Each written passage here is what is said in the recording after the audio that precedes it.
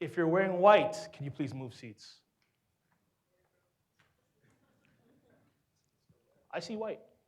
If your logo is white, if your shirt's white, if your pants are white, please move. If your shoes are white, move. And when I say move seats, I mean move rows. All right, you can stay. As long as some movement's occurring, I'm okay with that. Because I know most of you guys came with your friends. Let's move the room around a bit. If you're wearing black, move seats. I'm sorry, guys. This is how it works with me. I have this game I play, and it always works in my favor because now you guys got to move around and sit beside someone you don't necessarily know, right?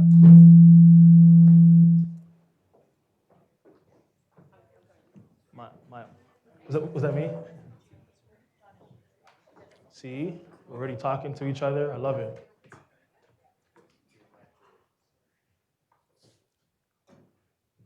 Am I good? Okay, perfect.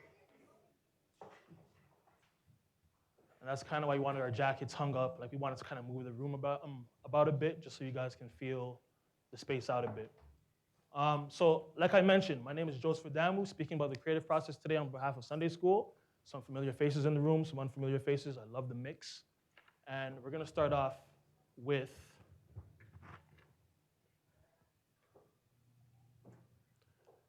this slide right here, right?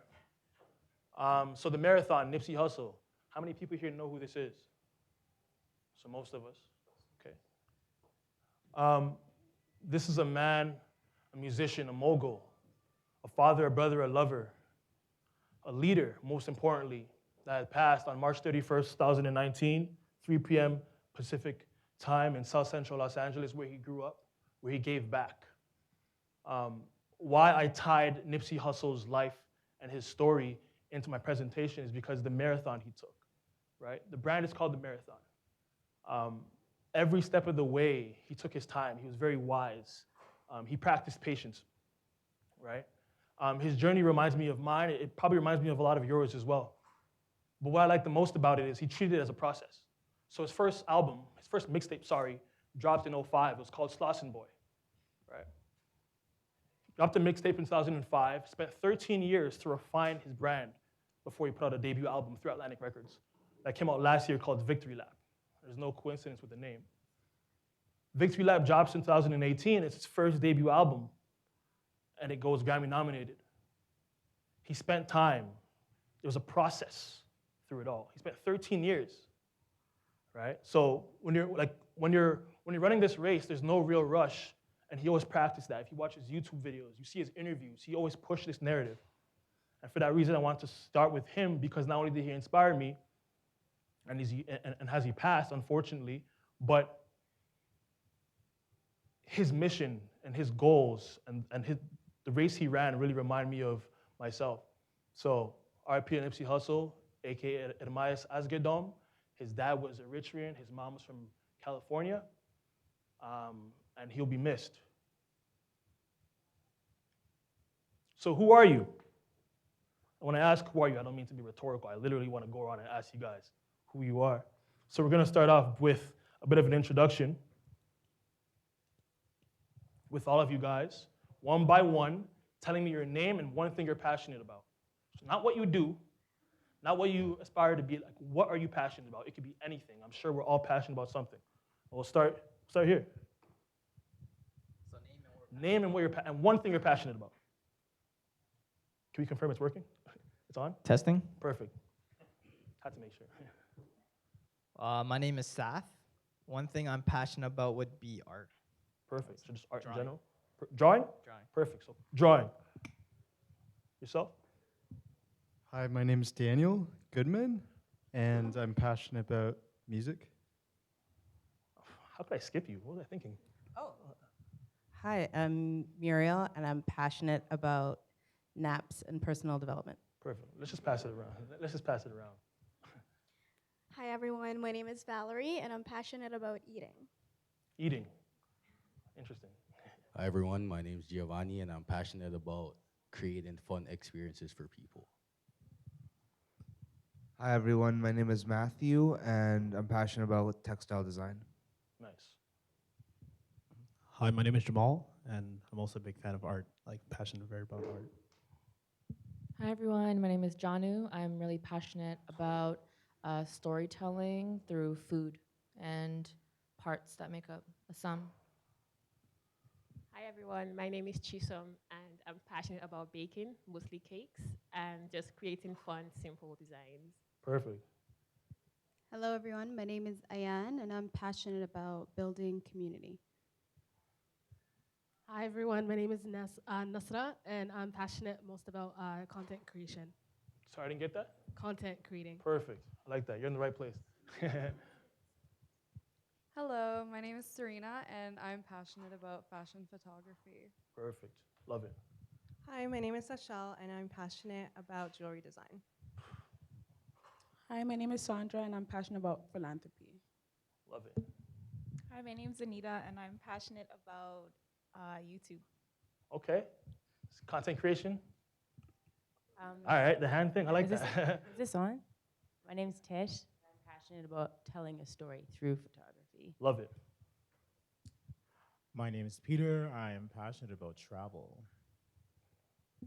My name's Abby, and I'm passionate about spoken word.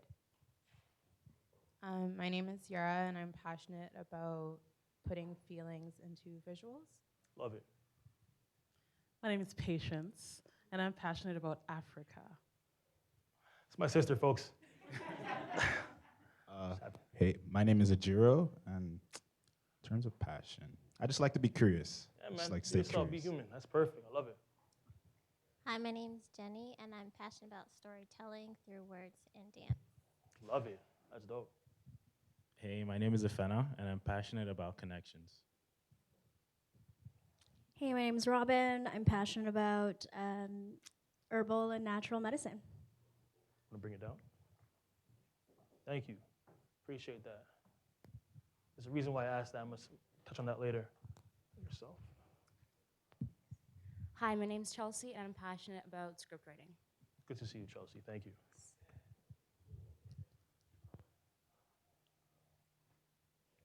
The reason why I asked that is because I feel like passion is the first step when approaching a creative process that you're very dedicated to and putting your heart into, right? So my name is Joseph. I'm passionate about telling stories through minority experiences, similar to a lot of you guys here today. And that's kind of why I started Sunday School, the creative hub I started, because I felt like I wasn't seeing enough of that out there, whether it's here in Canada or even globally, right? And I've always been told I had the talent to bring it to life and really start something, start an establishment. So I told myself, instead of holding back, practice what you preach. I'm passionate about it. I wake up sometimes, I just want to watch movies that, tell our stories, right? Or take photos that tell our stories. So when I start a hub where I can bring people together and do that, full time, or do that through an agency. So I started Sunday School in 2017 with that mission. We're about 17 projects in, whether it's passion projects or projects we've done through working with other clients. And I'm super excited to continue to thrive and to meet people like you guys as well. So this is great. So raise your hand if you create content. Raise your hand if you use social media. Right? Raise your hand if you can accept criticism. Your hand went up slowly. I don't know, man. Like you're like, depends on the day, you know what I mean? Raise your hand if you used Instagram today. Right? Raise your hand if you write down your goals. The reason why I'm asking these things and getting your engagement is because not only did I know you guys are probably going to answer with your hands up, but I also know that these are very key components to the creative process. Right? You want to plan it out, you want to really put things together, and you want to be able be passionate about creating content. So the introduction. The creative process is not easy at all, as you guys probably already know. The time and effort put into completing a project depends largely on your ability to be organized at every step of the way. At Sunday School, we place heavy emphasis on 4 stages of creative development when tackling a project. So back in school, our teachers broke things down into acronyms or little sayings that made you remember things, like the 3 C's or the 5 D's, right? It helps you remember things. It made you feel exciting about learning, right? So I'm breaking it down into 4 P's today. The 4 P's for the creative process are to pick a concept, to choose a storyline. That's the first thing you do whenever you're approaching something. right?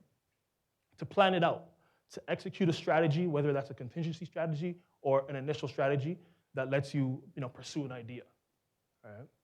Then you produce. So you go out there and develop the content, create the content, edit the content, whatever that may be. And then you promote the content. So you execute some form of a rollout, right? And I know this sounds like common sense. Like how many people, just get up and shoot photography? I mean, some people do. But a lot of the time you do pick a concept. You do plan it out. You do produce it. You do promote it, right? But when you break it down into segments and you break it down into like specific phases, it makes it so much stronger because you're paying attention to picking a theme. You're paying attention to planning. You're paying attention to producing, and you're paying attention to promotion. And that's basically why I broke it down. And wherever I share this idea, people are always excited by it because they take that and actually, put it into use. So pick, the first step. And if you guys do not want, I can actually send this to you guys later. So if you don't have to write anything down if you don't want to. This guy put his phone back in. No notes? So to pick, the initial stage of the creative process, browsing through different themes and concepts, seeking an idea that could be converted into a visually compelling piece in my regard. This stage requires a lot of research, exploration, and thinking outside of the box. So what I'll be speaking to you guys today about is a project called The Hair Appointment. You can actually take a look at the magazine before you guys leave here today, which I guess touches on and breaks down the natural hair experience for Black women worldwide, but we started this project in New York City. And it didn't take too long to create a theme for it, just because I've been doing this for so long, but I had a range of ideas that I wanted to pursue as far as telling the Black female story, right?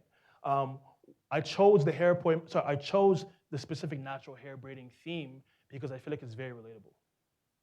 To all the Black women in the room, that hair salon experience, I know it's one of a kind, right? Whether you're young or even now, right?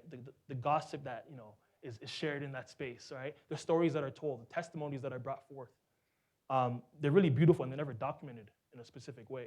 So I use my platform through Sunday school to, go to a space, collaborate with a local hair salon in New York City, and bring the story to life. I will get into that a bit later. So picking the theme or the concept is very important, right? So browsing concepts, choosing a great concept to represent your vision, obviously very important. Brainstorming through ideas that you believed would gauge interest, but also choose the strongest, right? So like I mentioned, I have like an array of ideas that I look through, and I think of what's relevant, what makes sense, and what's really gonna leave an impact on people. And then I use visual applications such as Pinterest for the group board. Has anyone ever heard of the Pinterest group board? Where you can actually share photos amongst the team. So that's an option, right? There's Tumblr, which is amazing because basically anything out of, any visual content on the net is gonna end up on Tumblr some way, somehow. So a lot of people use it for different reasons, but I personally use it as a visual mood board.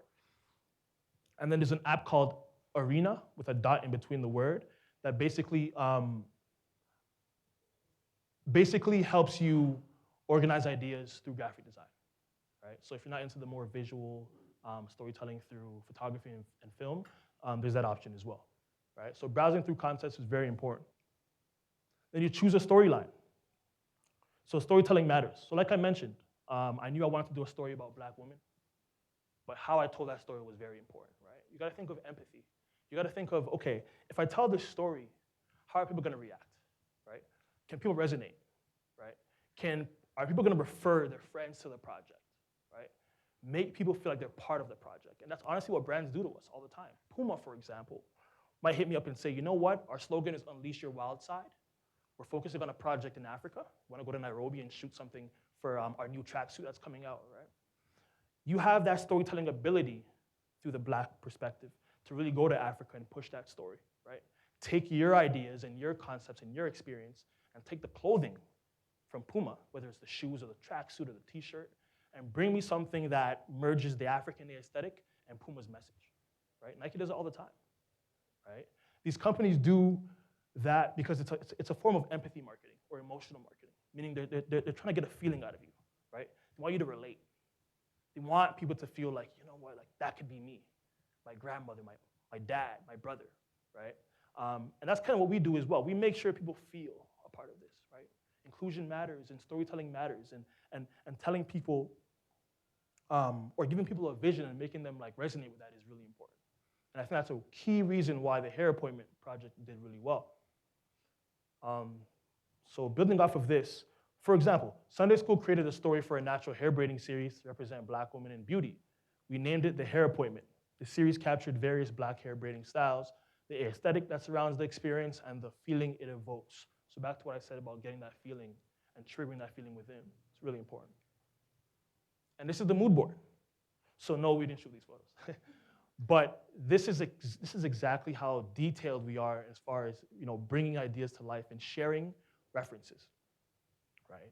So the pain induced is really important, right? The color coordination, right? The hairstyles, the pose, the experience itself, right? You can easily shoot any of this at a white studio. It won't give you the same feeling as going into an actual salon and making sure you're in the environment, right? And you feel it, right?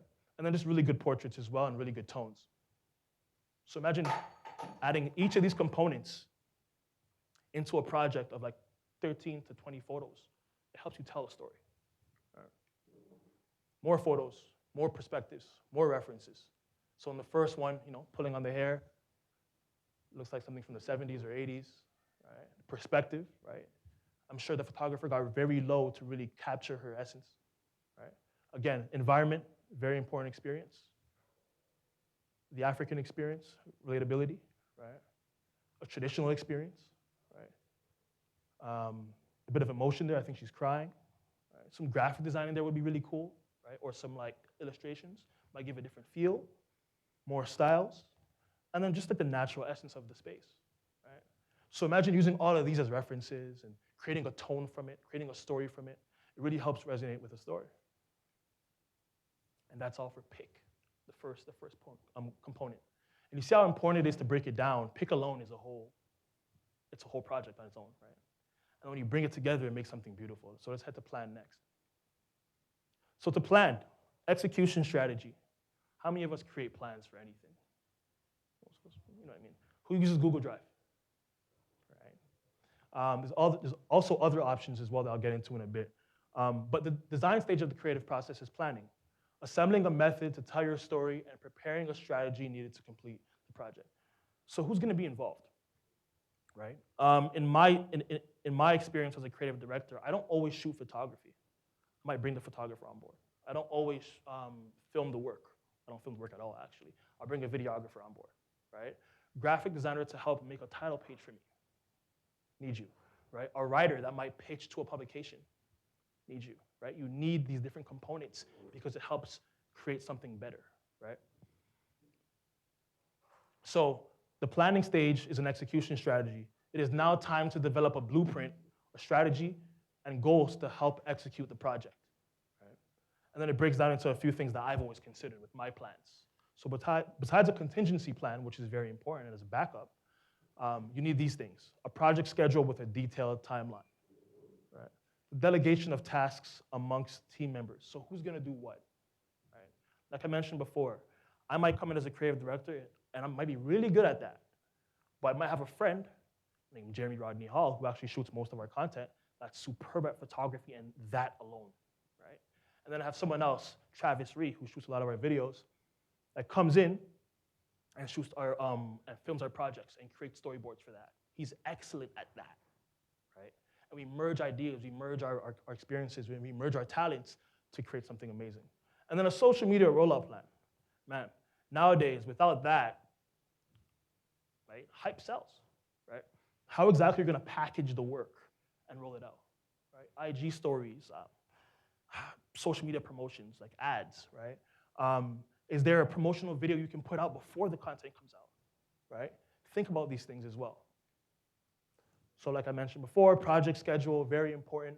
They're a lot more necessary than most may believe. A schedule really helps organize tasks, timelines, locations, contact information, amongst other things. So if you're a producer, you might know about the production sheets that we created. They're called call sheets, where you get everyone's contact information and you get a call time and all that type of stuff. It's really important. We spoke about Google Docs. Most people use that through the Drive, but there's also like Dropbox Paper and Asana, which are actually more critical. Dropbox Paper is amazing. Anyone know about that? You know about it? Dropbox Paper is amazing. A friend had shown me about this a few years ago because it allows you to check things off, right? So in the event that you're working with a group of 5 or more, or whatever that may be, and you want to make sure everyone's on top of things, Dropbox paper, and Asana can actually allow you to check things off and actually see who's doing what. So responsibility is more critical in this segment. And then Asana is really amazing too, because you can create timelines and see exactly who has done what on the same timeline, and everyone gets a different color code. It's really dope. Whereas Google Drive, for the most part, for me, is just a really good place to store heavy files and share things with people via links. Right? Then there's the delegation of tasks. So it is very important that everyone knows their role in order to execute to full potential. When tasks are delegated, each member feels empowered and responsible. Right? I don't want to be that person that's taking part in a project that doesn't have too much to do because everyone else can figure it out. I want to have a specific role and do my best. Right? I don't care if you're a BTS photographer. You're just coming to do behind the scenes. You got to kill that. Right? So it's really important to assign those roles. Social media rollout. Has anyone ever exercised this before? Like just thinking of a critical plan for social media? Hands up, anyone? Okay, so you guys have an idea of what I'm talking about. Yeah. I've always said it. The content is only as good as its presentation. Right? If you don't have a plan, how you're going to put it out strategically and organically and originally, it might look really good, but how long is it going to last? Right? At Sunday school, man, we've spent weeks on just being very critical as to how we're putting out content. Right? We might have a countdown for like 10 days prior to the work being put out to hype it up. Right? We might take portions of a video that we're putting out that we didn't use and reloop it as GIFs on Twitter, right? Or put a 10-second segment on Instagram to get that engagement up, right? And people are like, oh, man, I want to see it now. And you're like, wait on it. It's coming. Meanwhile, we're editing crazy. We're not even ready yet, right? So it's good to think about these things and really get people hyped and, help it sell before it comes out. Because, like I said, content is only as good as the presentation. A goal without a plan is just a wish. Think about it. I can sit here all day. We can go home and write down ideas. Without a plan, it's just sitting there. Right? It's a wish. You want it to happen. I hope it happens. Well, make it happen. Production.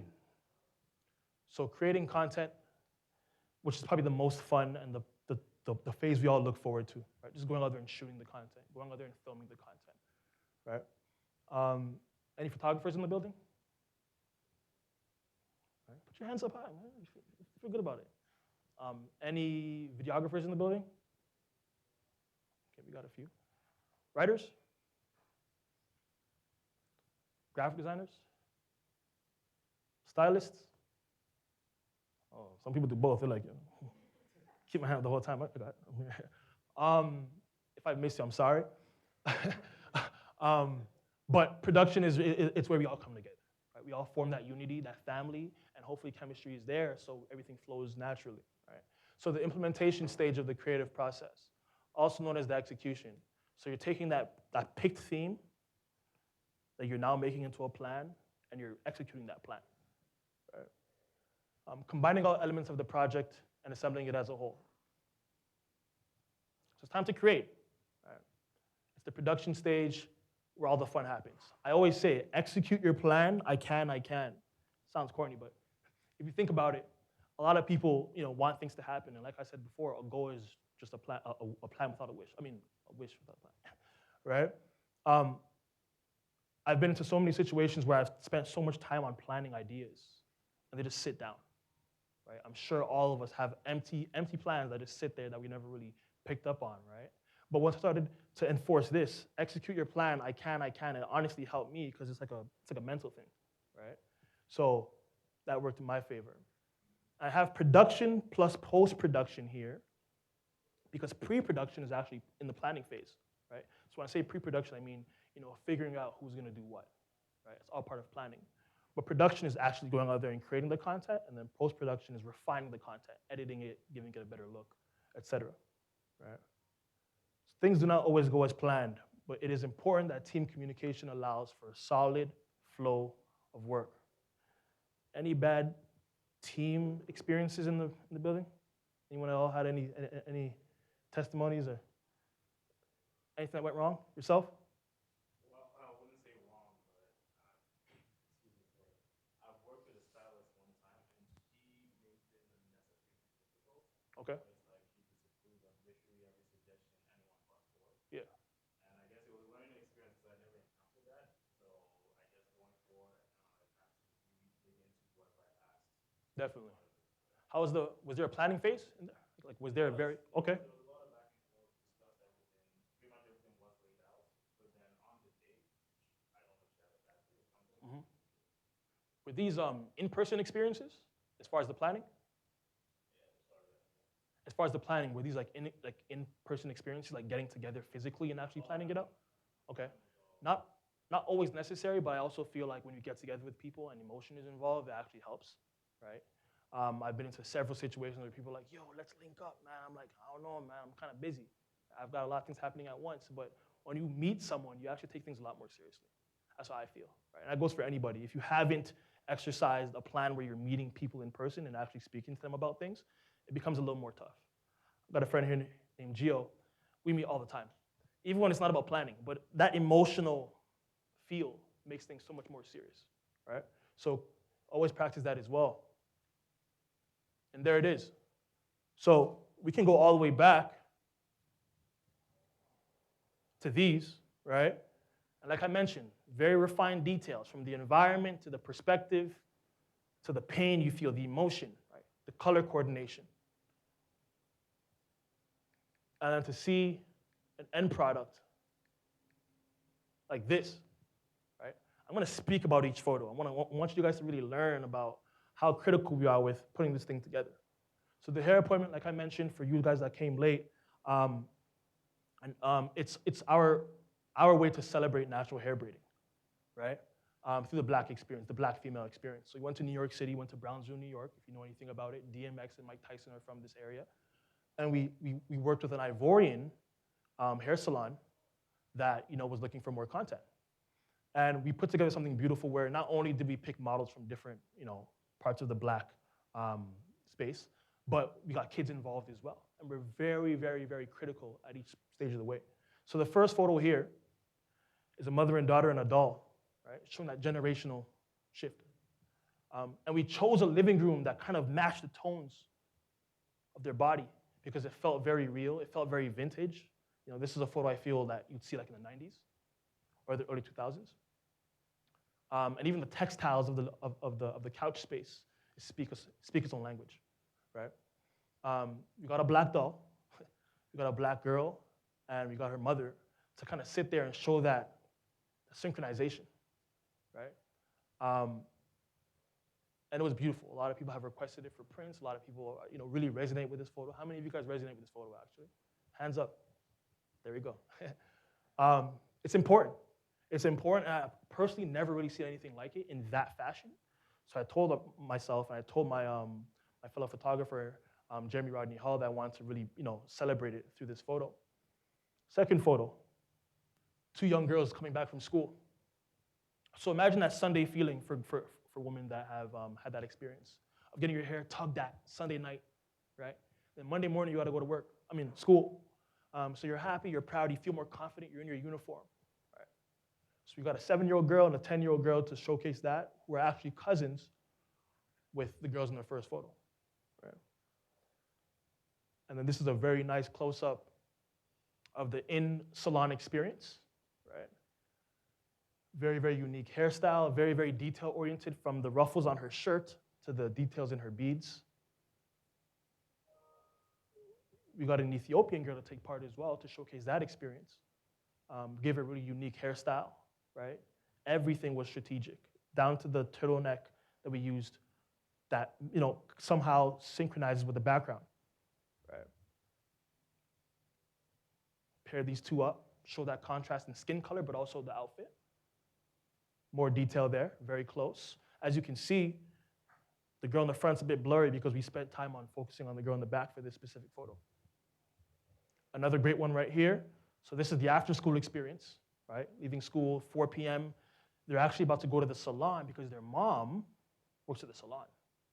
So think about that. It's like continued learning. You go to school and you learn from 9 to 3. And then work doesn't stop. You gotta go to the salon afterwards to help your mom out with little things. I'll show you a video later that showcases that, right?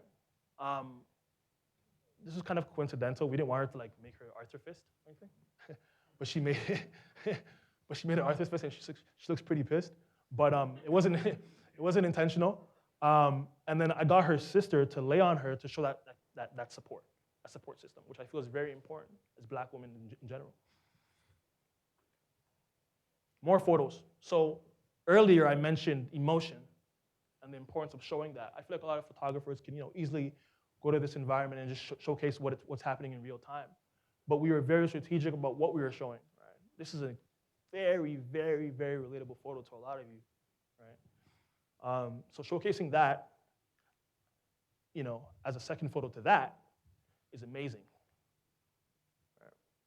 Right?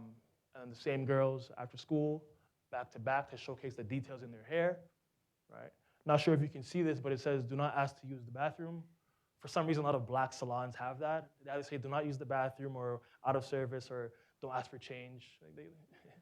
It's a bit much. But we got that to be shown there, and we got her to actually put her hands up to showcase that, that's a story of its own. Right? So this is an excerpt from the video we're going to show in a bit. Johanna, again, showcasing her beauty. And then, Taylor, the in-salon experience. We got the hands of the hairdresser to really show you how real it is and how genuine it is. And this is production, right? You shoot it, then you sit down with your team and critically analyze. Okay, cool. How are we going to edit it now? What are selects, right? And once you have your selects, you can go from there. Sorry. Mm-hmm.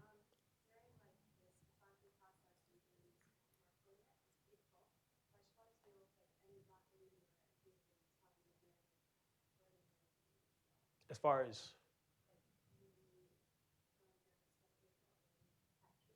so as far as anything written down, we didn't have much of a written down narrative for it, but we had a show. We've had 2 shows now. Our debut show was in New York City. And I stood back and said, you know what, as much as I'm really good at telling this story through visuals, the show experience has to be much more personal, and it has to be an actual experience. So our stylist, our hairstylist, and makeup got together and actually put together the show. Unfortunately, I didn't add it into the deck, but we can talk about that later. Just because it was a very heartfelt experience, right? I'm only seeing it from an outsider view, right? I'm not actually feeling it, right? And I'm really good at telling those stories because I see it firsthand, but I'm not actually feeling it. So it's really important to me to not only collaborate with a bunch of women that experience these things, but also let them exercise things as well. Right? So our New York show was a good opportunity for that, from putting the salon together, from coordinating how it was going to go. And I just stood back and said, you know what, if you guys need me, there's that help. Great question, though. And that's it for production. Right? This is the really fun stuff to me. I feel like promotion is really important because now you have some good content, your ego's up, and then you're like, you got to put it out now. You got to roll it out. Right? So mass marketing, the final stage of the creative process, is show and tell. The content you create is only as good as its presentation, like I mentioned earlier, right? How many of you guys pay attention to the presentation of the content you put out before you put it out? Hands up. It's really important, right? I feel like in a day and age now where you can just go on Instagram and upload something, right? It doesn't have as much value, right? And unfortunately, likes ruined art. They did, right? You see something and it's beautiful and it has 20 likes. Most of us might just scroll past, or you don't see much of a hype attached to it. You think, how good could it be? Some of us are real artists and we really dissect the work for what it is, right? I'm not saying because likes ruined art, we should try our best to make sure presentation is amazing. I'm not making that alignment, but what I'm saying is you gotta really pay attention to every detail when you're putting something out, right? So this is what we do. When we're promoting our work, we consider social media platforms, right? So Instagram can just be something you upload, right? Or you can use Instagram stories in a very interactive way through polls, right? Through music you play on there, through interactive 10 to 15-second videos as well. I'm sure we've all used some of those. There's Twitter. Twitter also uses polls. There's paid ads if you want to pay for something. But what I like most about Twitter is you put up a tweet, whether it's a visual or words, and it allows you to keep a thread. And you can come back to that thread later on and continue a story. Right? I'm sure we've all seen that before. Then there's Vimeo, which is for most producers or directors use this as a space for their platform, for their portfolio, where they put up their work and they put up their reel. So really good if you haven't checked it out. YouTube, right? YouTube is YouTube. We know how that works already. Upload your work. YouTube is actually offering a lot more opportunities nowadays to get paid for your content. So if you're not using YouTube yet, that would be really good to look into that for that. Pinterest, like I mentioned before, beautiful. It's synonymous to Tumblr in the sense that you can actually go there and put up photos and also get really good work out of it, right? And it's also a really good tool for promotion. And then Facebook. Facebook's great as well. I don't know, I feel like Facebook isn't really a thing anymore. Am I wrong? Our parents are on there like saying happy birthday to their friends and stuff. We're never really engaging with them, you know what I mean? But it is still a tool because there is still that population that uses that for Facebook groups and whatnot, right? People still use that. But that's the easy stuff. Social media platforms are easy. You can upload. If you have an audience, it'll take off, right? Some people don't, and they're building their audience. So that's why I think social media is important, but it's not the only option, right? Submitting to relevant publications. A lot of people take that route as well, right? Instagram's fine. Put it up. Get 150 likes. It's cool.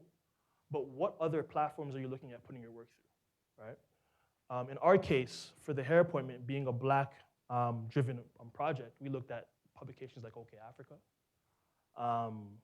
CNN Africa, BBC Africa, Elle, because it's a Black female experience, Teen Vogue, Vogue Africa, Vogue itself. And what it did is it showed us that, you're not limited to putting on Instagram. Several other eyes can see it once you submit to publications, right? So pitch your work, put it out there, let people see it. You have to give a lengthy email with a really good pitch, but it's worth the while. So consider that as well. And there's both local and international publications you can promote to. One thing I really like about Toronto is there's this publication called The Walrus. Anyone ever heard? It's pretty dope for people that write and really get critical with their work. So consider that as well. But then there's showcases. So like I mentioned, we've had our first show in New York City. It was great. We had like 300 people there. It really hit our target audience. People were really excited to, again, feel that physical experience, right? Shaking hands, engaging with the art in person. It really helped us push our project even more because people were seeing it firsthand, right? Our second show was in Oakland on March 1st, where Visco, anyone ever heard of Visco? They flew us out and had us use their micro gallery as a space to exercise our vision as well. So you get opportunities from pushing your work in a physical space, right? Workshops.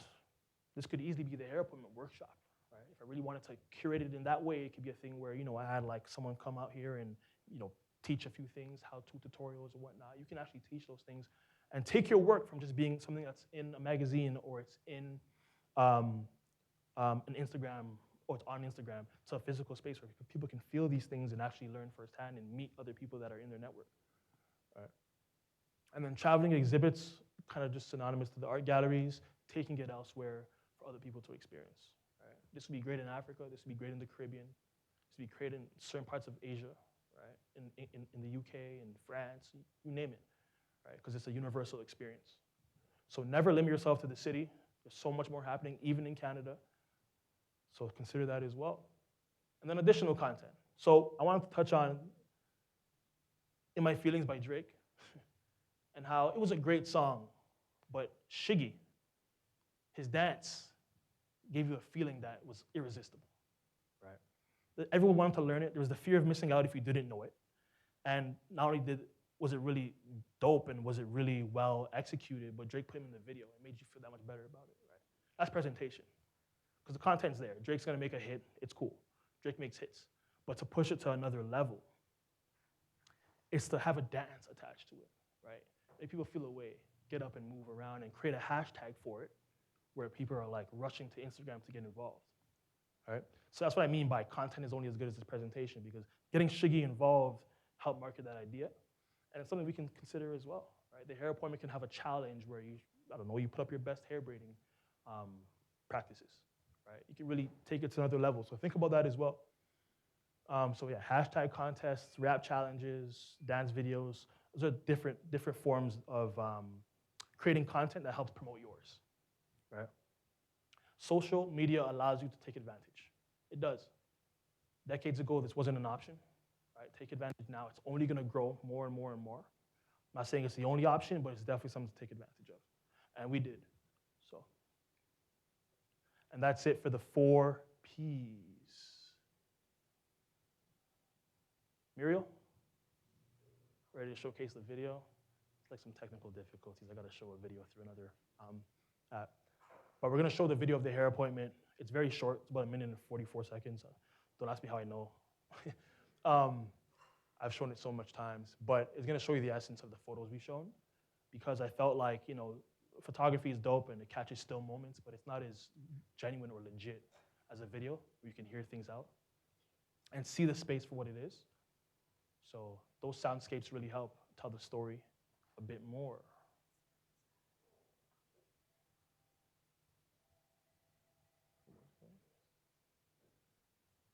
Any questions?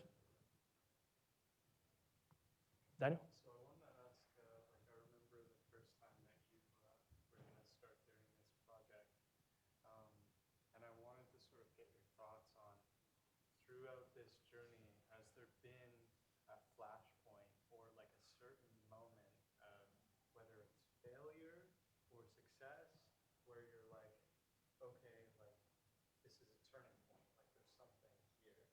If you maybe articulate that and sort of. I think, yeah, good question. I think for me, I always have different ways to make things work. But I work really closely with the photographer that I use for the most part for a lot of our projects, Jeremy Rodney Hall. And I work so close with him sometimes that I forget that I can't, like, I have other options, right? Or I could take another route. So there was one point where he was like, yo, man, you know, like, I'm kind of busy right now, man. New York might not work out for me, right? He was going through some family things. And I was like, you know what, man, like, that sounds cool, but like, nah. Like, I get what you're saying, but like, nah, right? So I sat down with him, we spoke about it. Push came to shove, we ended up making it work with adjustments of timing and scheduling. That happens sometimes as well. But it opened my eyes to the idea of, one, I gotta start shooting, right? I gotta start refining my photography, and I gotta start looking at other options, right? Because collaboration is really important, man. You can't have that one option all the time, right? Especially working with an agency, there's a lot of talent out there, right? And not only is there talent, but you can groom talent, right? You can work with someone on a lower level on a micro project and make them a lot better over time. The same way they can teach you some stuff, right? So we're all teachers, we're all students. And I think that moment had me thinking, you know what, man, like, this is gonna work out, but I gotta start finding ways to fill different spots in, right? So great question. Anyone else? I know you guys have some questions. I've been talking too much. I gotta get water. No questions? Yeah.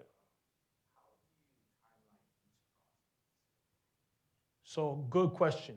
I usually give myself more time than I need, right? It was a bit tough at first. And honestly, at the beginning, I didn't have the 4 Ps.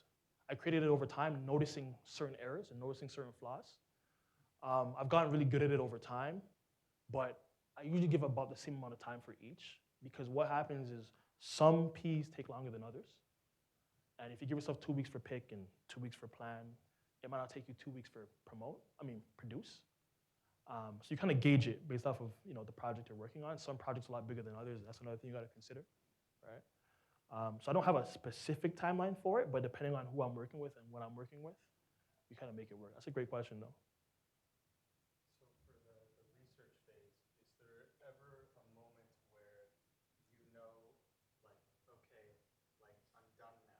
Like I've taken in enough, I've synthesized like enough influences, and I'm like clear.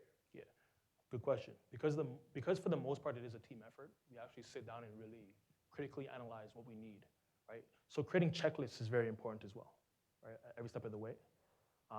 So as far as picking, what exactly do you need to pick a really good theme, right? As far as planning, have I planned everything out that I've considered, right? Production is where you really use your checklist, right? Photographer, videographer, and whatnot. But it really helps me out as well, which is why I recommended the Dropbox paper, because it allows you to really visualize the checklist, right?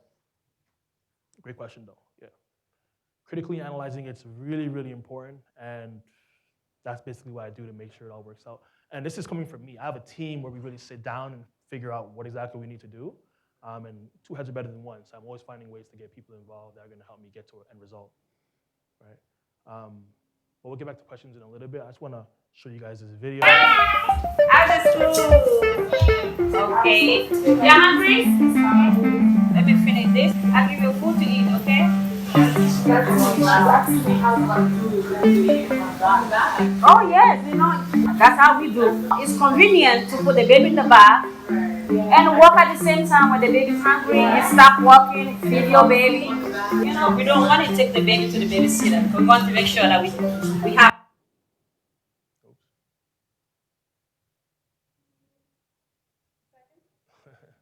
Sorry guys, technical difficulty. But as you can see that, adding that sonic experience, that movement, Hey guys! the environment, we can watch it again. After school. Okay. You're hungry? Let me finish this. I'll give you food to eat, okay? Oh yes, that's how we do. It's convenient to put the baby in the back and walk at the same time when the baby's hungry. You stop walking, feed your baby. We don't want to take the baby to the babysitter. We want to make sure that we have an eye on our children, That's why it's good to be self-employed. When did you first learn how to braid? Since I was 13 years old. Yeah, how do you learn? My mother loved doing hair, and then I learned from my mother. Hair braiding is something that I love doing. I love creation, I love how people just finish done their hair and they love it. I like the fact that people appreciate African hairstyles back in the day, something like that. It says a lot about our culture. It says a lot about Africans, It says a lot about Africans. I'm Dagla Bene, they can wabo. I'm Dagla Singa they can wabo. During this, the children always come around from school. It's good to teach them so they can learn how to braid and be a self-employed like mommy.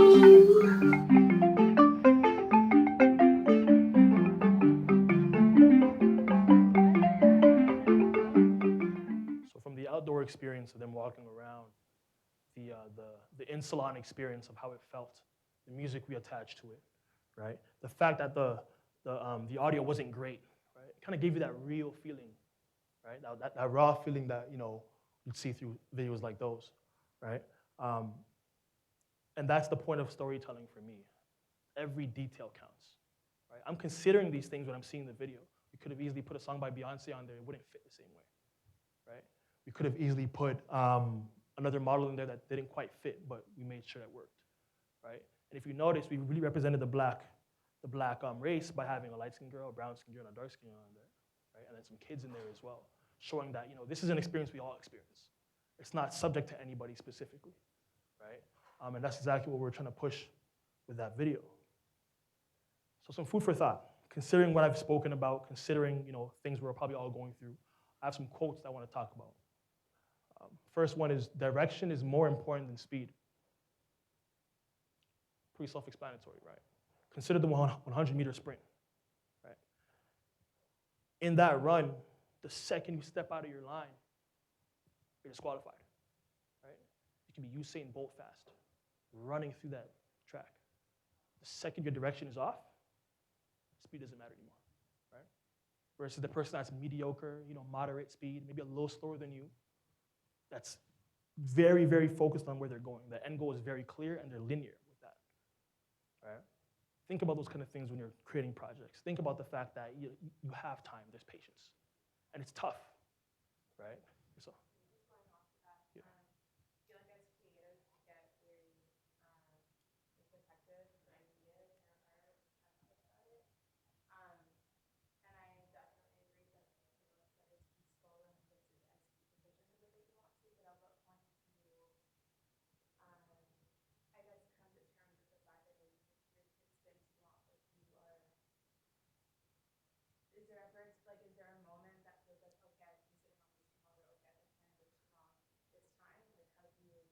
That's a good question, because even me, I'm dealing with that right now. A lot of the triggering moments in my life are based off of motivation, whether I see something physically that tells me it's time to do this, or something happens in my life, for myself at least. Right? I know it can be very tough. I've read threads on Twitter, I've read stories from different people. I actually had a mental health seminar back in February where we spoke about that. We spoke about, like, when is it time to put it out? When is it too long? So I'd actually want to open the floor. Anyone have any strategies or tactics as to what they do to, define a time to do something specific based on your experiences? It doesn't even have to be creative, but at what point do you tell yourself, you know what, like, it's time to get going? Anyone at all? So. I think it's, at least for me personally, being really honest with myself about why I'm not doing what I'm doing. Is it because I'm lacking resources? Is it because I'm lacking funding? Do I really lack the resources, or do I feel like it's like self-imposed boundaries and barriers, and really ultimately self-sabotaging? I know that I'm really bad at that. I'll be like, this is not good enough because, I need X, Y, Z done before I can bring it to my boss to pitch this or whatever. Do you know what I mean? Yeah. But it's like, that's out of my control. I've done everything in my control. I've done my due diligence. So what's stopping me now? And really completely keeping it real with myself. Because at that point, I'll know, am I ready to put this out? Or is it that I actually need to develop this more? So I know it sounds easy, but it's Definitely. very difficult because you know yourself more than anybody else. So you really be running circles around yourself, being like, but are you actually though? You know what I mean? You'll convince yourself, at least for me, that you need to do more work or you need to not do the work anymore because it's done. When in reality, for John, it's like, no, you need to do more work. You're just being lazy right now. Or no, you're done. Like you're just writing the same thing over. Definitely. No, for sure. Yeah. Just really, I think, keeping it real with myself about my reasoning, my why, my how, my who, what, when, you know what I mean? And at that point, I think having that conversation and developing that relationship with my creativity as a separate entity, I talk to her now, you know what I mean? Definitely. What's the deal? And that's really helped me in personal and professional spaces. That's amazing. No, I definitely think it is a internal game, and it is harder for some than others. I've always been an executor, so for me, it's like, okay, let me be very real with myself and understand the why. So I won't focus on 3 ideas in a month if I know one idea really hits home and I really want to pursue that idea. Is there any specific, I guess my question to you is there any specific reason why you've held back on certain ideas? Or like, is it internal game? Is it discouragement?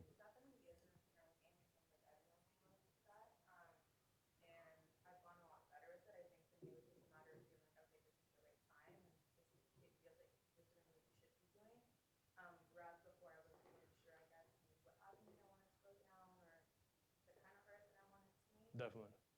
So I think I'm coming to terms with it, which is more of a question, I guess, going forward. Definitely. I think in association with that, I'm not sure how much it helps your specific journey, but the phases really do help. You asked about timeline, right? When you're dealing with things like that, there's not necessarily a timeline, right? If this is a project you want to execute in the next year, it's fine to start now and take pick for like a month or two, right? It's fine to wait after pick for a while and get to plan, right? I'm just speaking of you guys. I'm giving you guys the foundation to kind of run with, and you guys let me know how you want to, work that game out, right? So there really is no timeline to it. I said 2 to 3 weeks because I'm talking based off of my experiences of like repetition and continuously doing it. But for yourself, it might be completely different, right? And when it's from the heart, when it's passion driven, right, you take a lot more time with it because you're a lot more critical, right? And you're a lot more attention, detail oriented, right? So hard for me to answer that question, but you're the one that executes through dance. Oh, that wasn't you. Sorry. So what kind of creative work did you do? Or what were you passionate about? I'm sorry. I said that I was passionate about the media. That's deep.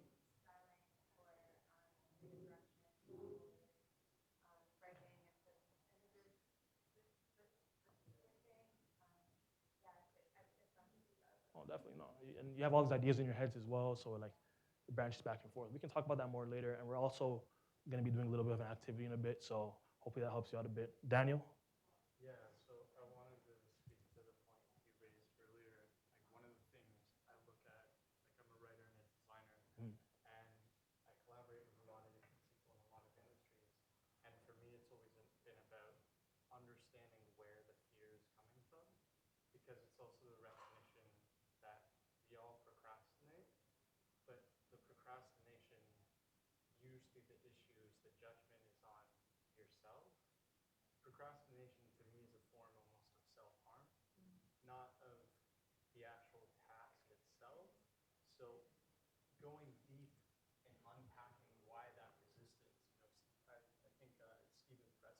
wrote The War of Art, which is a really great resource.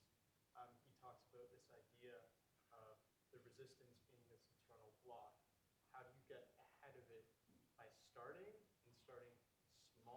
small as possible, but it results, yes, in this snowball effect, but also you're also having a conversation with yourself and where that fear and where that block actually comes from.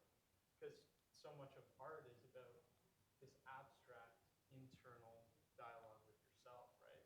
Translating it and then pushing it out into the world so it's real. But first you have to know why you're doing it. It definitely starts within. So like take your time. Like again, this is just a foundation as to how I approach it, but it can be broken into parts. It can be a 5-year plan. You can literally break it into phases by year if you really want to take it that slow, right? You're your own judge. Next quote, forget the mistake, remember the lesson. Really important. I had a video up on my Instagram a few months ago where I spoke about my perspective shift from wins and losses to wins and lessons, right? Think about it. You learn a lot more when you fail than when you succeed, as far as learning goes, right? You win, you're happy, you succeed, you're amped, right? You lose, but did you lose or did you learn? You gotta ask yourself these things, right? You won't make the mistake for next time, but you remember the lesson. So remember that whenever you're approaching anything. Apart from creativity, just a life lesson in general. I'm still practicing it. I'm still trying to get very strict with it, but it really helps me get through my days. So forget the mistake, remember the lesson. Start small, think big. So building off of what Daniel had said, right? The cake is huge. Take a small piece, take it easy, eat it. Hopefully not lactose intolerant, right? like I am. And then go piece by piece, right? We're all teachers, we're all students. I said this earlier. Collaboration is so important. It's so beautiful because I'm pretty sure everyone in the room here can teach me something, right? I'm in front of the room right now because it's my time to shine. But I'm pretty sure each and every one of you guys can be in front of here teaching something else and doing it so exquisitely, right? So we're all teachers, we're all students. There's always ways to help and there's always ways to include your vision on some form of project somehow, right? Remember why you started.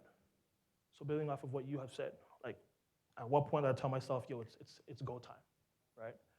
It is an internal game, but I feel like once you're doing something for a long time or you're, I guess, trying to put something out for a long time, a lot of us, are discouraged by competitors or discouraged by things we see online or discouraged by just internal thoughts, overthinking, right? But when you remember why you started, I don't know, it just hits differently, right? With Sunday school, it's been 2 years now. I won't say I've thought of quitting just because I'm so so much of a forward thinker, but I have thought of like, maybe no one cares. I'm in meetings, I'm not getting certain deals cut. I'm like, maybe this isn't what it needs to be. Do I need to move? I need to go somewhere else, right? But always remembering why I started, and that first day I sat down in front of my computer and drafted ideas, and I was so passionate about figuring out a way to make this come to life. It makes all the difference, right? It's the emotional attachment within you. And that's why I always push that idea. Remember why you started. So we're gonna do a bit of a game now. Not a game, but a bit more of an interactive segment to this session where you turn to the person beside you, you reintroduce yourself. That's why I moved you guys initially, right? And you introduce yourselves again and speak about what you're passionate about and why, right? And you guys can actually pop in, if you guys don't mind. Pop in. I'm gonna get you guys all in, pop in, everyone in. I want it to be an inclusive experience. I want you to speak to someone you don't know, well, in your case, people beside you. Introduce yourself. What are you passionate about and why, right? It's really important we leave here with something as far as meeting someone new, finding out another experience, finding out another journey. I think there's a bit of room if you guys want to sit down. If you don't, just need you guys to pop in here. We can bring the chairs in. We're almost done here, right? But it's really important to use these sessions to not only connect, but to internalize, like feel someone out, learn something new, and to share your experiences, right? So we'll do that for the next. So yeah, literally, the person beside you, literally, make room, like literally. Speak to the person beside you for the next 5 minutes. We'll go from there. want me?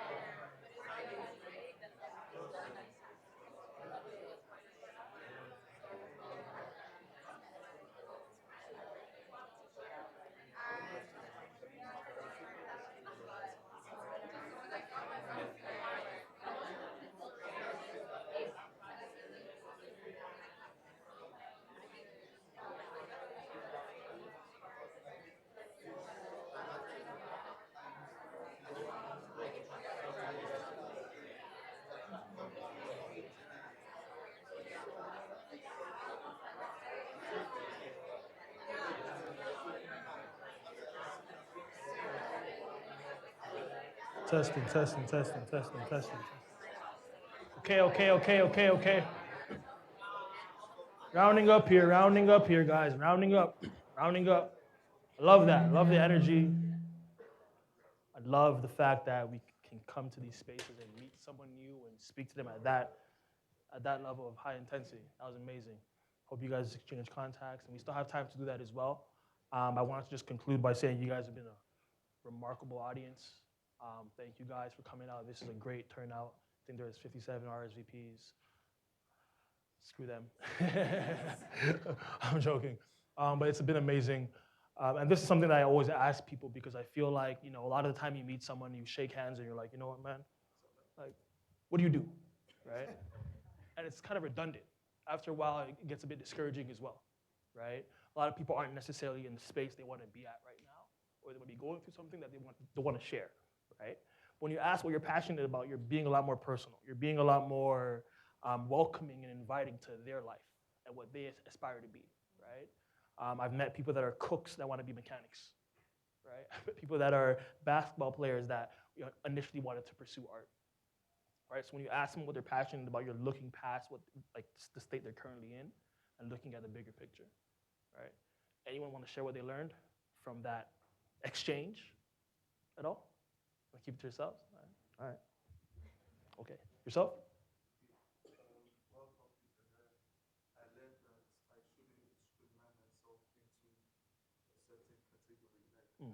be broad and just see what works instead of saying, oh, this is what I want to do. Try different things and see where you fit in. Definitely.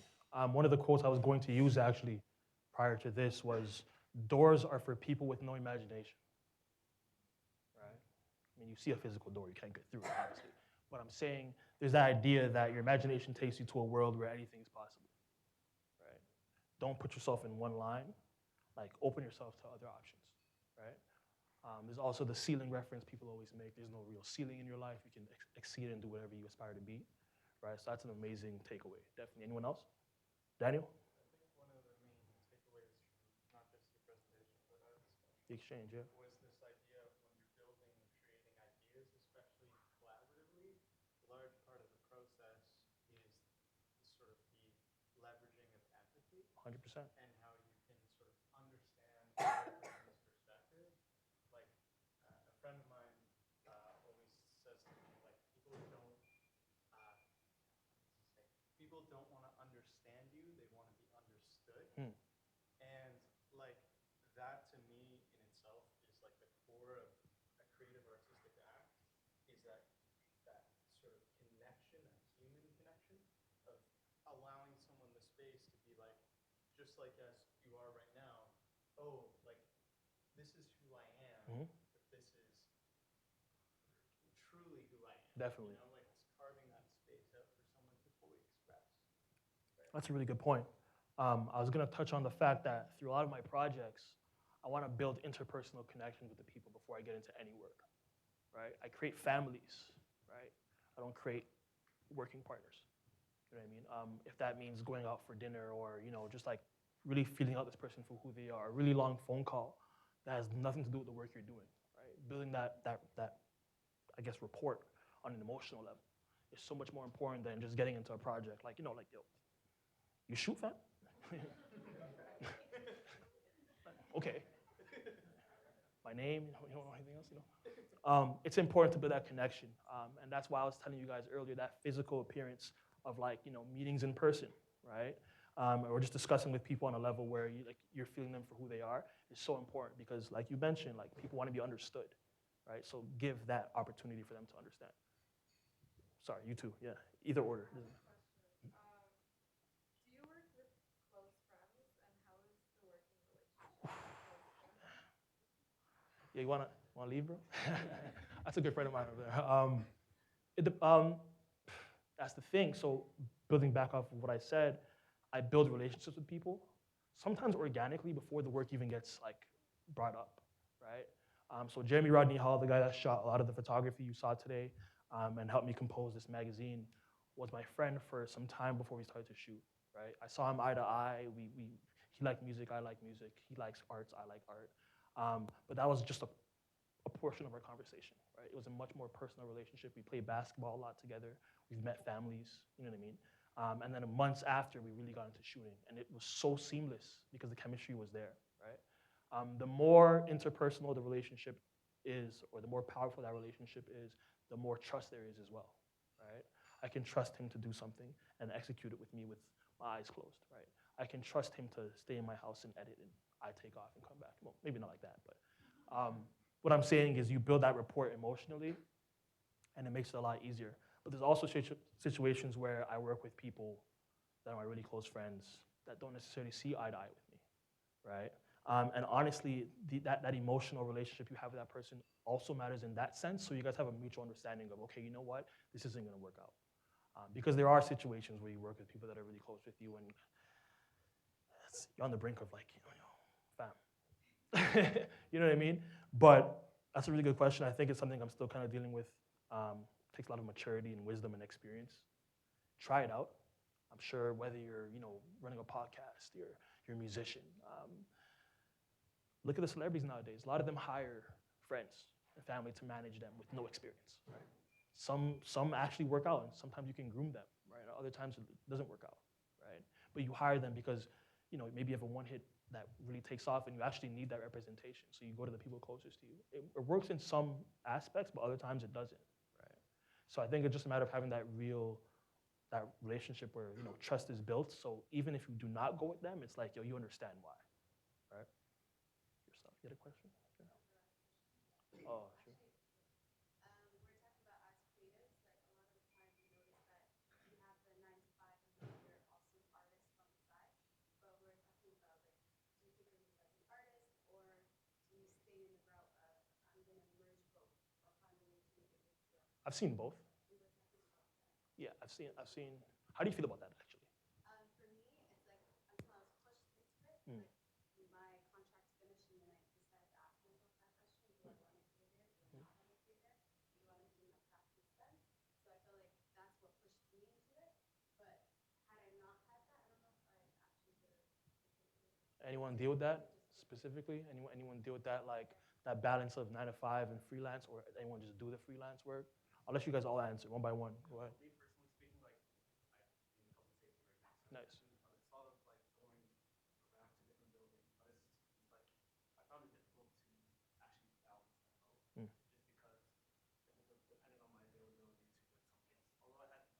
Although I'm working 9 to 5, there's also finding time for somebody else or a client that wanted to take their images of client features. Definitely. I wouldn't have that time. So like at this moment, I'm having difficulty balancing them both. Yes, the work is there, but just actually finding The alignment and schedules and stuff, right? Definitely something I see commonly. We're just talking about it as well, like how difficult it is going back home after a 9 to 5 and actually getting work done. Like once I get on my couch, I'm not coming up again until Definitely. 4 a.m. But I find that again, it depends on if I'm getting paid for the work as well. Like when money is involved, like I'm really great. Okay. But if it's just like something I have to do just to put content out, I do find it maybe more difficult to motivate myself to get that done. Because again, I don't have a huge followership. It's like who cares? Just go to bed. Oh, so that's the mentality. I mean, it happens to the best of Right. us and the worst of us. That's a really good point, actually. I want to speak about that. I had a point about budgeting in there, but I took it out because I felt like it wasn't really. I mean, it is important. Definitely is important in this day and age, especially when you've been doing something for so long, right? Let's say you've been running passion projects for 2 years, no pay, and it's refinable work. It's great. You're putting it out. The engagement's amazing. Whether your engagement is amazing or not, it's good content. It's consistent content, right? At what point do you tell yourself, man, like, if the next project coming my way isn't paid, like, I'm gonna stay away from it, right? I've seen people in a lot of situations where they're so passionate about it that they just keep going, right? They keep going.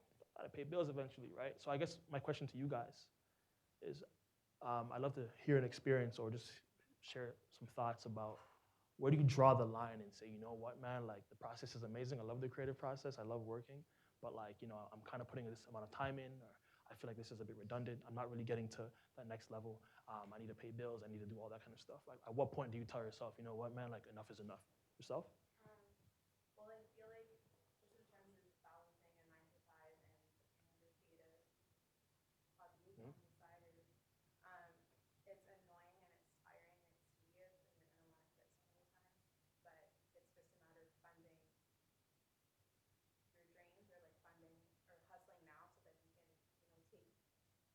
but not go back right after your contract is done and take that year to just like really research your content. Mm. I think is tiring as it is, and as like many times like at home, I just like I'm over it and think about like okay, now this is done. I think being able to be able to look into your bank account and say like okay, I've saved this much for X, Y, Z that I had on my list that I need to do this. It's ultimately just like also your own benefit. Definitely. So you're making those sacrifices. And you're balancing that out. Definitely. Anyone else? Based on our conversation we were just speaking on, I was saying that I don't have a problem with my 9 to 5 funding my 5 to 9. Mm. Because like I'm a woman of color, I grew up in the West End of Toronto, community housing, single mom, like there's so many, I had to take out OSAP, I had to take out other loans on top of that, like it's just not realistic for me to not pay my bills, to not pay rent, because existing is expensive in a capitalist society, you know what I'm saying? Definitely. So I just don't hold that over myself anymore. And there was a point where I actually sat with Serena and we're talking about passions, and I was like, oh man, I really miss beauty, I really miss this, I really miss that. You know, working with those kinds of clients. I'm getting paid 3 times more than I was getting paid, legit 3.5 times more than I was getting paid in those industries. And it's like, well, if I'm so passionate about it, then why don't I write on the side? Mm. You know what I mean? Like I owe that to myself. And then speaking to my friend here about our 5 to 9s, like my partner and I, we run a seasonal dining experience. Nice. You know, so it's all we work with local vendors, farmers, 100 kilometers of where we are. Amazing. We study with ingredients. So once we did a study of lemon, everything had lemon. You know, and initially we were like, hey, we need to make some cloth. And then the second year we did it, it was like we were doing meal prep and catering too. And then I had to kind of stop, and I was like, we live together. Yeah. We're married. I don't talk to you about anything but this. Mm. That's another not problem. right. Yeah. You were my best friend before this. You know what I mean? So at that point, we decided, okay, well, let's cut our losses here. We are making enough money to pay our bills, thankfully, by the grace of God. You know what I mean? So why don't we just do this to do it? So now all of our profits go to charity, 100% of it. Beautiful. You know what I mean? And at that point, I feel like that passion came back to me because what's my why? Like, why did I do it? I'm not doing this because I want to be Master Chef Canada because I don't really give a shit about that. Yeah. You know what I mean? I don't care about seasoning things with salt and pepper. I care about understanding the story behind the ingredients. So remembering my why and understanding that I'm okay with having different streams of income is one thing. My sister, she's a writer, and it's like to her, well, what about your stream of income? You want to make your money as a high school student, you know what I mean, and still share your work as well. So I think it's really kind of gauging and understanding what you're okay with and what you're not okay with. So really just drawing on what everyone was saying, Definitely. what you shared. It's like it's that reminder of what's your why and what are you comfortable with. And I can't hold myself up to someone else's standard. Like I'm not Gordon Ramsay. Like I don't have to pay. You know what I mean? Yeah, definitely. Like I'm not certain chefs in Toronto with like mafia badges on. I'm not about that. Like, you know what I'm saying? Oh, you're doing research, like you know. That's the tea. But it's like, I don't even know that. you know, it is what it is. I like that. Understanding. Oh, definitely. So remembering your why, really, really important. Anybody else in this corner right here? I saw some hands go up. Well, I was just gonna go off what you Yeah. said.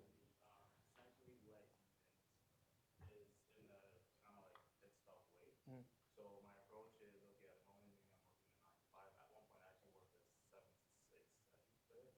And every day I'll come back, try my best to work on a passion project. It was difficult, but like I kept pushing because I knew okay, by next year and a half, I want to quit. Mm. And at least after I quit, I'm gonna have enough money to last me a year, 6 months, which I'm gonna figure out. Okay, I'm gonna push freelancing, and maybe after that, if it doesn't work out, I have another plan. If it does work out, then I can do it. So the process for me more so I set like goals maybe midterm, where it's like okay, I'll finish with A, I'll finish with B. That's amazing, bro. So preparing ahead of time, having that plan. I hear that a lot. A lot of people leave their 9 to 5s, or you know, if they have steady freelance opportunities here in the city, they even travel away to get other opportunities, right? So like the world is your playscape. You can like leave here, go to different parts of Africa, different parts of the States, different parts of Asia, and just pursue in a different environment, which might actually be more inviting, actually. You know what I mean? So consider that as well. That you're not bound to the city, or you're not bound to this country. There's other opportunities elsewhere as well. Daniel, one more thing. Yeah, I just want to speak to both those 2 points. So for the point that you said, like one of the things that I try to do, because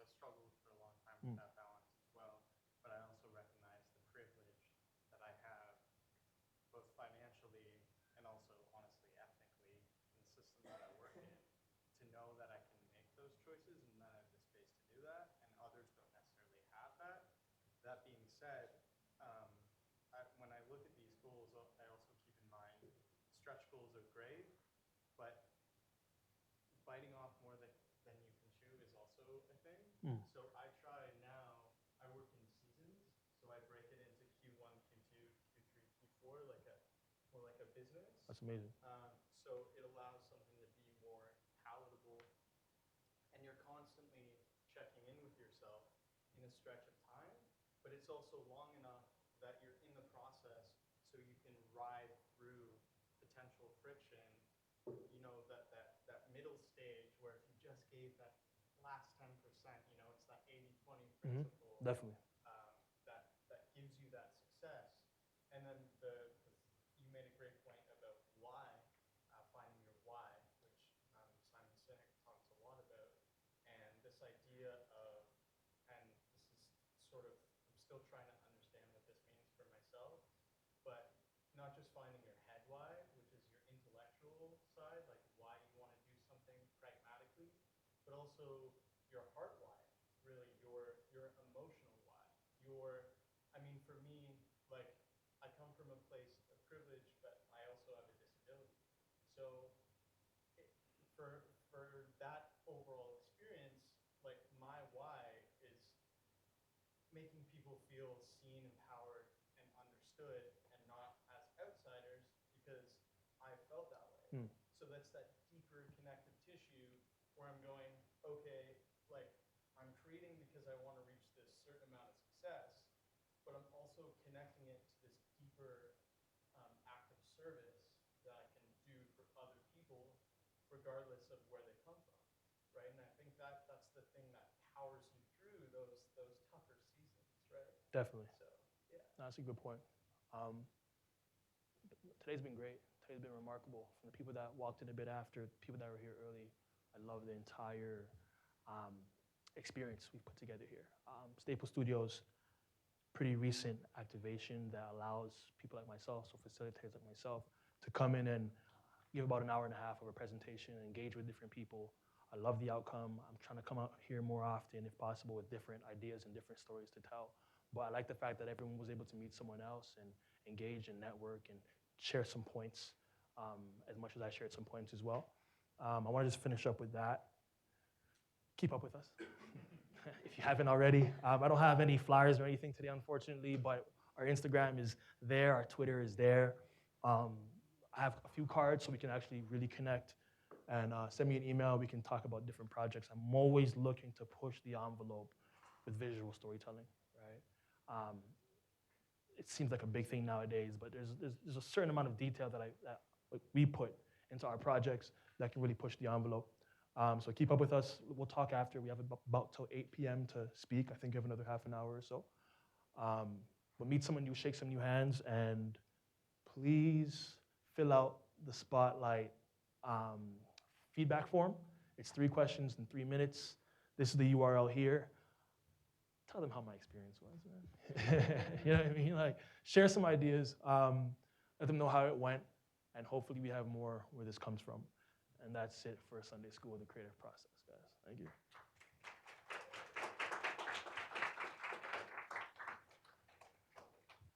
You guys can be yourselves now. Like, it's